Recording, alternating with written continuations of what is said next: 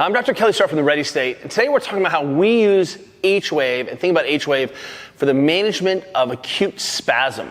Now, oftentimes when the body is receiving information that they're unsafe to move, the brain will go ahead and just throw a handbrake on the movement system and put into some pretty sort of tight tonic muscles where the muscles goes into spasm and lockdown. And if you've ever tweaked your back and you're afraid to move and you feel locked out, this is what I'm talking about. So typically when we're presented with people who have acute spasms, we only have a few good strategies for that. Number one is we can put needles in there.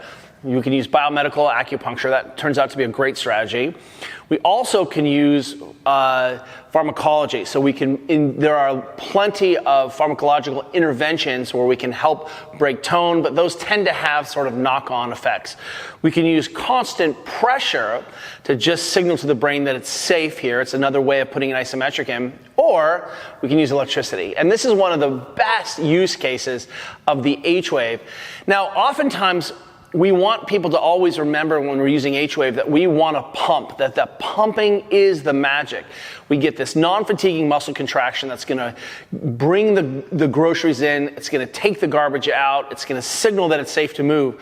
But if I have a muscle that's in lockdown, oftentimes I cannot get it to work harder. I can't get it to sort of contract and relax automatically, and that's a problem. So what ends up happening in that lockdown, let's say paraspinals, for example, the muscles right down next to my spine are in spasm, making them work harder is not going to be the answer. They're not going to be able to pump. And one of the things that happens is that those muscles that are in lockdown and spasm end up becoming a little ischemic. They don't get good blood flow.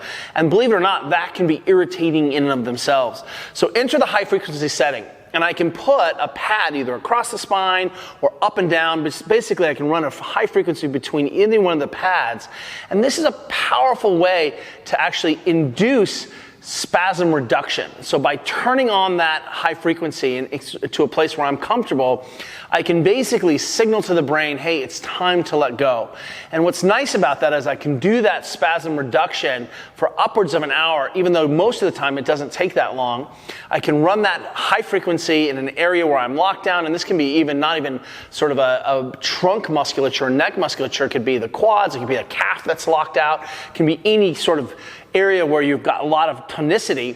We can add that high frequency, and then when that tissue becomes fatigued, it's going to eventually give up. And that give up gives me an opportunity in a window now to start saying, hey, how are we going to start to move that? And we switch over to low frequency and we start pumping. Hey, the brain says, okay, it's not an emergency threat anymore. We don't have to do lockdown, but we want to go ahead and try to improve this area with blood flow. We want to decongest this area, so we go from high frequency to low frequency.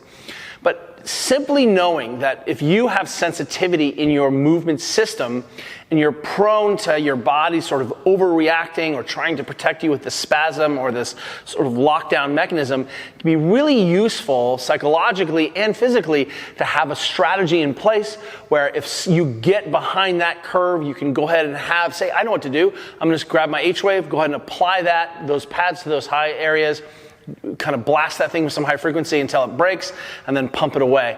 And that gets us out of this cycle where we're in spasm for a long enough time where we usually reach for the drugs, or we just hope that it gets gets better by itself over a day or so. And this shortens that cycle tremendously. So yet another amazing use of the H-Wave.